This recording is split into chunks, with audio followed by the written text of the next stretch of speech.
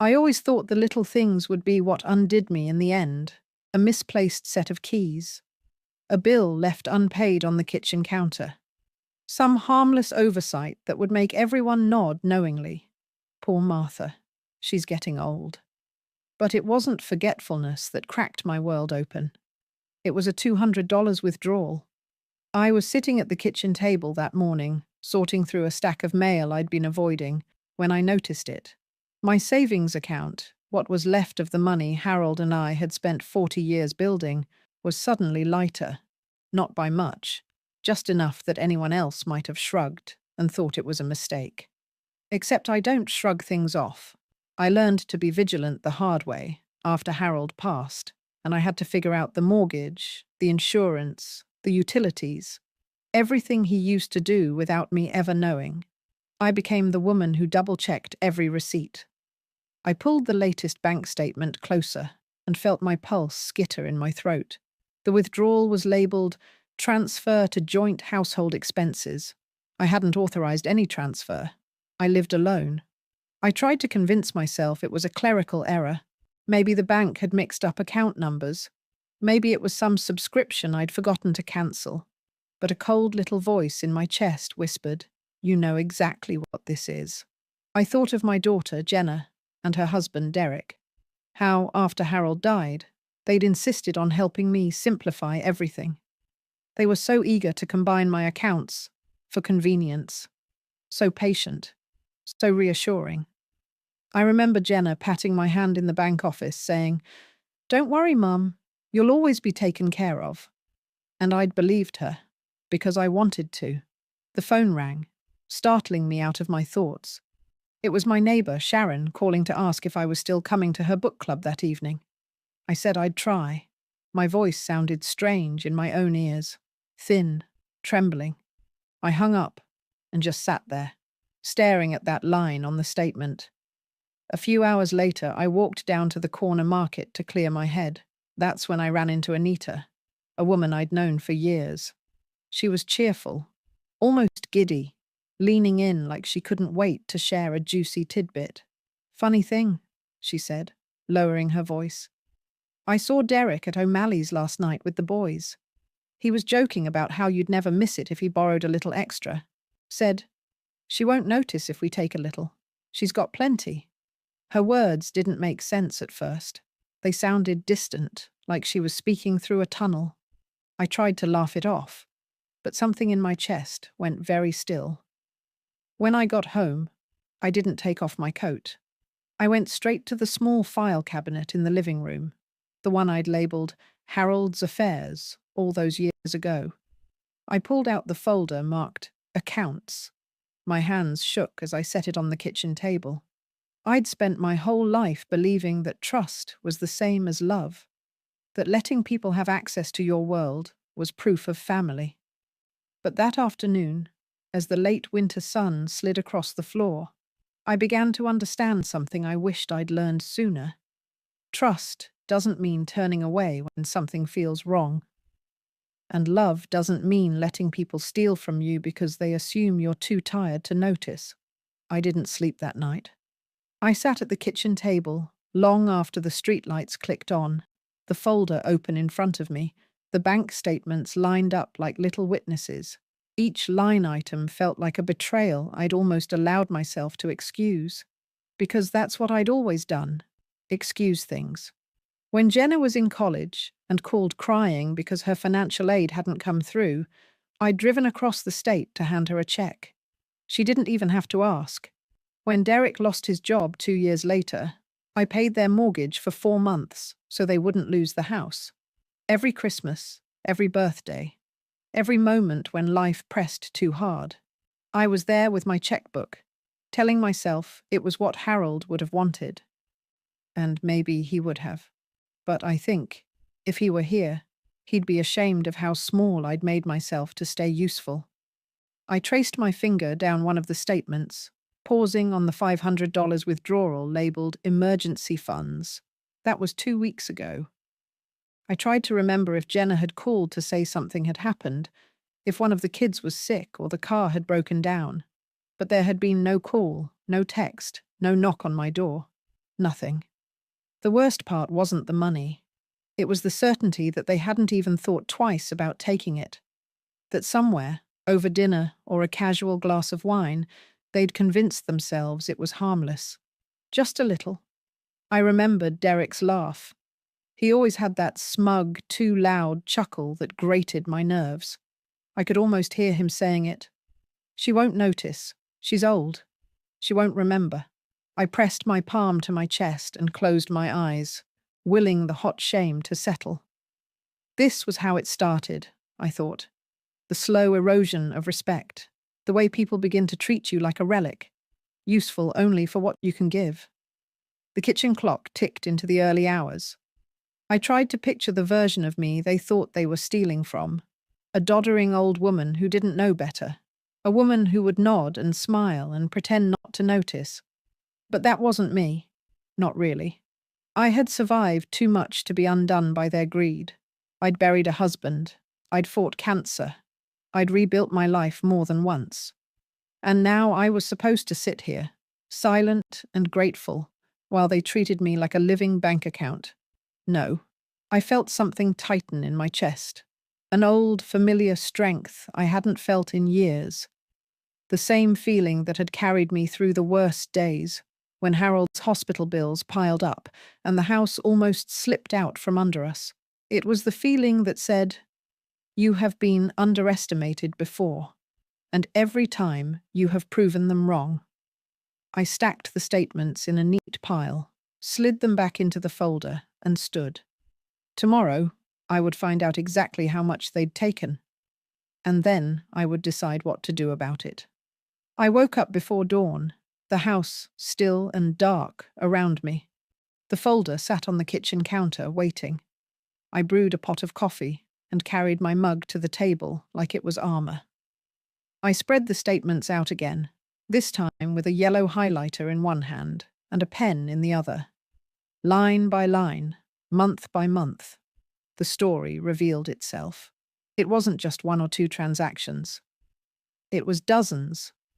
I found withdrawals for household expenses I'd never agreed to, payments to a landscaping company I didn't use, even a recurring charge for some fancy meal subscription box. And always the same pattern. Amounts just small enough that I might have overlooked them if I hadn't been paying attention. Just small enough that they could convince themselves it was harmless. When I finished, I sat back and stared at the numbers. Over $6,000 in the last year alone. I thought about Jenna, sitting across from me last Thanksgiving, gushing about how grateful she was for everything I did, how she'd kissed my cheek and told me I was the glue that held our family together. And all the while, she was stealing from me.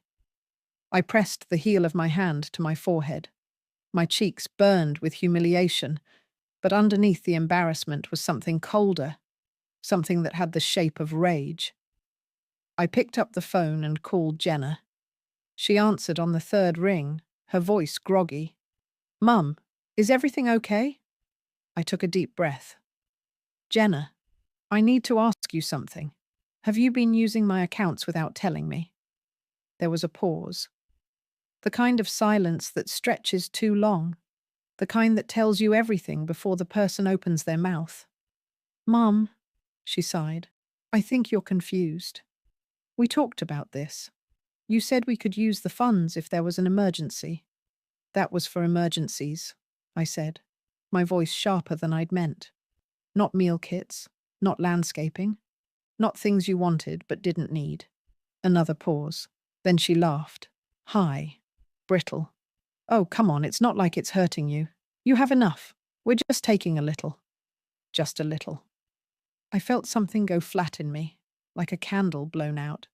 "You didn't think I would notice?"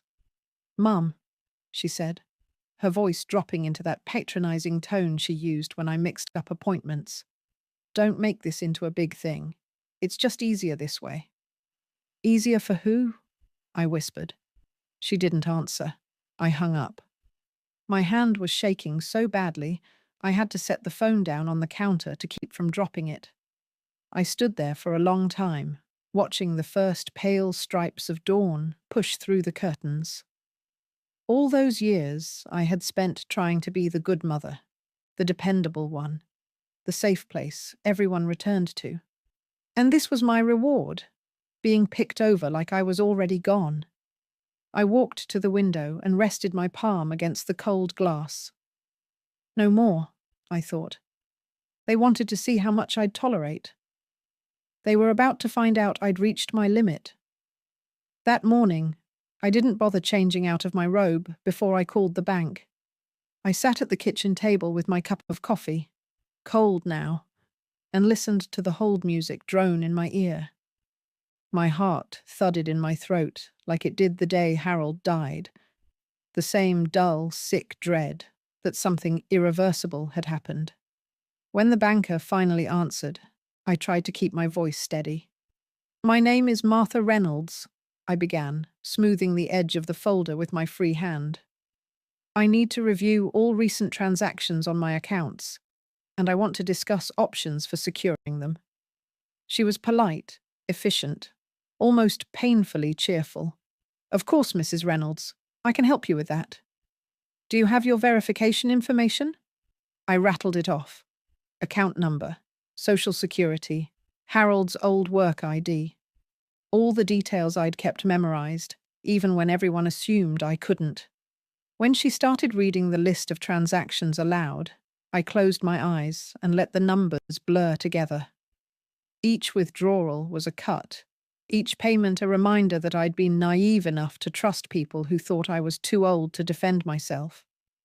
By the time she finished, my shame had calcified into something hard and cold. "Thank you," I said, when she asked if I needed anything else.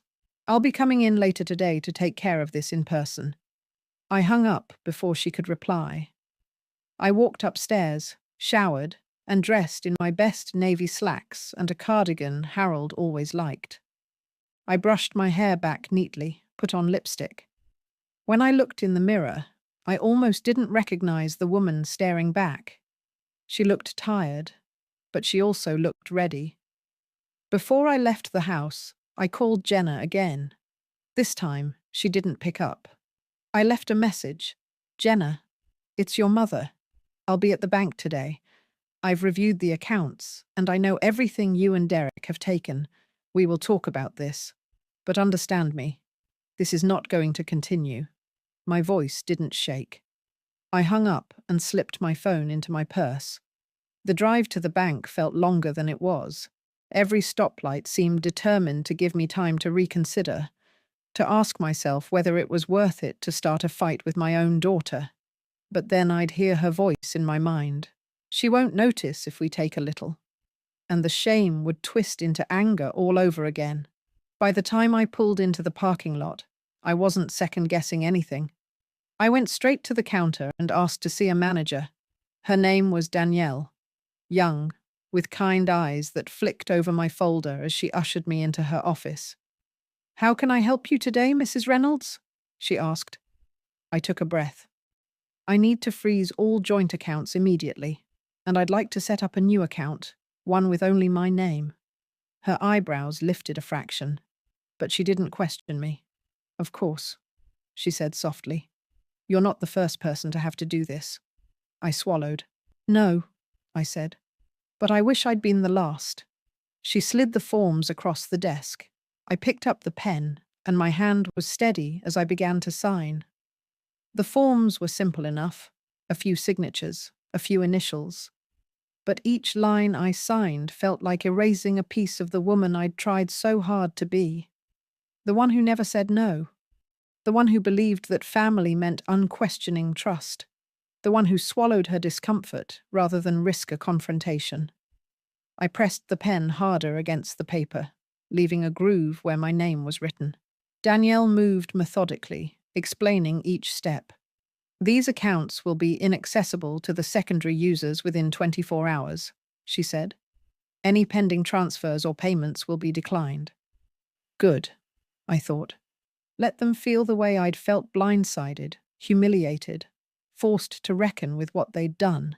While she set up the new account, I opened my phone. 3 missed calls from Jenna. 1 voicemail. I didn't listen. I couldn't. Not yet. Instead, I focused on the screen in front of me, the clean new account bearing only my name, no co-signers, no authorized users. Danielle turned the monitor so I could see it. "You'll receive a new debit card in the mail within 5 to 7 business days," she said. "Is there anything else you'd like to do today?" I hesitated. Then I pulled out the list I'd made the night before. Every automatic payment, every subscription, every hidden tether tying me to their expectations. "I'd like to cancel these," I said, effective immediately. I watched her fingers dance over the keyboard, and with each confirmation click, I felt a little lighter. When I finally stood to leave, Danielle reached across the desk and squeezed my hand. "You did the right thing," she said quietly. I nodded, though I wasn't sure I believed it yet. In the parking lot, I sat in my car for a long time, staring out at the grey sky. For so many years, I told myself it was easier to look the other way, that it was kinder to let them take what they needed, that saying no would only drive them away. But they had driven themselves away. And now, for the first time, I was the one shutting the door. When I pulled out of the lot, my phone rang again. I let it go to voicemail. By the time I got home, Jenna had sent 4 texts.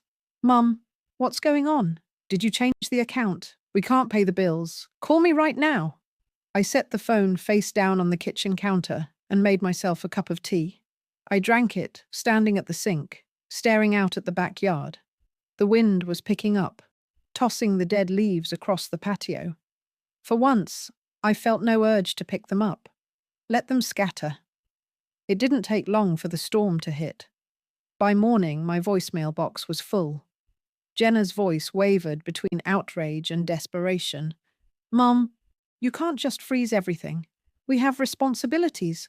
You're overreacting. We didn't do anything wrong. Please, just call me back." Derek was less diplomatic. His messages were short, sharp, and full of venom. "This is insane. You're punishing us for nothing. You're going to ruin us over a few withdrawals?" I let the phone ring, over and over, until it fell silent. For the first time in years, the quiet didn't feel lonely. It felt like a reprieve. I spent the day cleaning out the guest room, the one they'd always stayed in when they needed to save money. I stripped the sheets, boxed up the toys their children had left behind, wiped the dresser clean. Every motion felt like a declaration. This is mine again. That afternoon, Jenna showed up on my porch.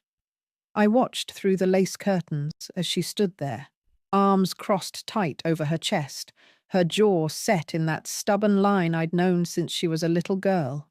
She rang the bell twice, then pounded with her fist. "Mum!" she shouted. "Open the door!" I almost did.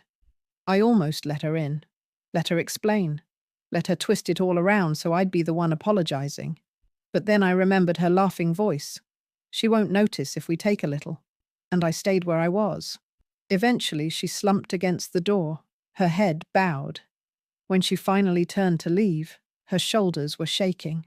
I pressed a hand to the center of my chest, feeling the dull ache there. It would have been easier to let her in. Easier to pretend this hadn't happened. But easier doesn't mean right. That night, I listened to the voicemails again, not to torture myself, but to understand exactly how little remorse there was in any of them. Jenna's last message was a single sentence. "I can't believe you'd do this to your own daughter." I set the phone down. I whispered into the dark kitchen as if she could hear me. "And I can't believe you'd do this to your own mother." The next morning I called my lawyer. I told him I wanted to update my will. He asked if something had happened. I closed my eyes. "Yes," I said quietly. "Something finally happened." 2 days later, they came together. Jenna and Derek stood on my front porch, their faces tight and pale. Even before I opened the door, I could feel the tension radiating through the wood. I thought about pretending I wasn't home, but I was done hiding, done making myself small so they could feel big. I unlocked the door and stepped back. Jenna spoke first, her voice too bright, too brittle. "Mum, can we come in?" I nodded and gestured to the kitchen table, the same place I'd balanced checkbooks and signed birthday cards and written out grocery lists, the same table where I'd discovered they were stealing from me. They sat down across from me. For a moment, none of us spoke. Then Derek cleared his throat. "This has gone too far," he said. "We need to fix this. You can't just cut us off. We have expenses. The kids have needs." I folded my hands together. "I know." Jenna's eyes brimmed with tears. "You don't understand how hard it's been for us, Mum. You think we were taking advantage, but we weren't. We were just helping yourselves." I finished, my voice low and steady. Jenna's mouth snapped shut. "I have every withdrawal printed out," I said, sliding the folder across the table. "Every transfer, every payment. Over $6,000 in 1 year. Without my permission." Derek bristled. "It was for the family." "For your family," I corrected, "not mine." He flinched, but I didn't soften. I wouldn't. "You sat in someone's bar," I continued, "and laughed about how I wouldn't notice if you took a little. You thought my memory was slipping, that I was too old to defend myself." Jenna wiped at her cheeks, her hands trembling. "Mum, we didn't mean to hurt you, but you did," I said simply. Silence pressed in from all sides. I could hear the refrigerator humming, the old clock ticking over the stove. Finally, Jenna spoke again, her voice small. "What do you want us to say?" I looked at her. Really looked. The daughter I'd held as a baby. The girl I'd sat up with during fevers. The woman who'd become a stranger. "I don't want you to say anything," I said. "I want you to hear me." I leaned forward, my hands flat on the table. "I will not be your safety net anymore. I will not let you use me to cover the parts of your life you don't want to face. If you think that's cruel, I suggest you ask yourselves why you think you deserve everything I have." Derek shook his head. "You can't just—" "Yes," I interrupted. "I can." Jenna's tears slipped free, trailing down her cheeks. "But we're your family," she whispered. I closed my eyes, fighting the urge to reach for her hand. "Family doesn't steal," I said quietly. "Family doesn't treat love like a bank account." They didn't argue after that. They left without another word, the door clicking shut behind them. I sank into the nearest chair, shaking so badly I had to brace my hands against the table. It felt like I'd severed something that could never be mended. And maybe I had. But in the quiet that followed, I also felt something else. Relief. I thought I would feel emptier than this. I thought the silence would swallow me whole. But as the hours passed, I felt lighter, like I'd set down a burden I'd been carrying so long, I forgot it wasn't part of me. I spent the next morning in my lawyer's office. Mr. Harlow had been handling my affairs since Harold died, and he didn't ask many questions when I handed over the updated documents. "I'd like to amend my will," I told him, my voice clear. "Everything goes into a trust, for my grandchildren, not their parents." He looked up from his notepad. "Are you sure?" I thought about Jenna's tearful face, Derek's angry sputtering, and the long years of excuses that had turned me into something useful instead of something loved. "Yes," I said. "I'm sure." He nodded once. "All right, Martha. We'll make it official." When I left his office, the winter sun was shining bright and brittle across the sidewalk. I tilted my face to it, feeling the warmth even through the cold. I drove home with the windows cracked just enough to let the air in. For the first time in years, I wasn't wondering who would be calling or what they'd be needing next. That afternoon, I baked a pan of cornbread, just for myself. I ate it warm from the oven, the butter melting across the golden top. I didn't save a piece for anyone. When the phone rang, again, I didn't answer. It rang 5 more times that day, Jenna's number lighting up the screen over and over, but I had nothing left to say. In the evening, I sat in the living room with the folder of statements on my lap. I thought about burning them, but something made me keep them, not as a weapon, but as a reminder that love without respect is just another form of quiet cruelty, a reminder that it isn't selfish to protect what you've worked for. A reminder that sometimes the most loving thing you can do for yourself and for the people you've raised is to draw a line they can't cross. The next morning, I was up early, unable to sleep. I poured a cup of coffee and stood at the kitchen window, watching the pale dawn creep across the yard. My phone chimed with a single text. Megan. Hi, Grandma. I heard Mum and Dad are mad. Are you okay? My chest tightened. My oldest granddaughter, barely 16, but already more thoughtful than most adults I knew. Me. I'm okay, sweetheart. Just taking some time for myself. A moment later, the reply. Megan, I love you. I'll come visit soon. I read the words twice, then a third time, feeling something soft and fragile bloom in my ribs. Maybe I hadn't lost everything. Maybe there were still people who saw me for who I was, not what I could give. I closed my eyes and let that truth settle over me like a quilt. I would be fine. I would be free. And I was finished pretending to be grateful for the scraps of affection handed to me by people who thought I wouldn't notice when they took just a little.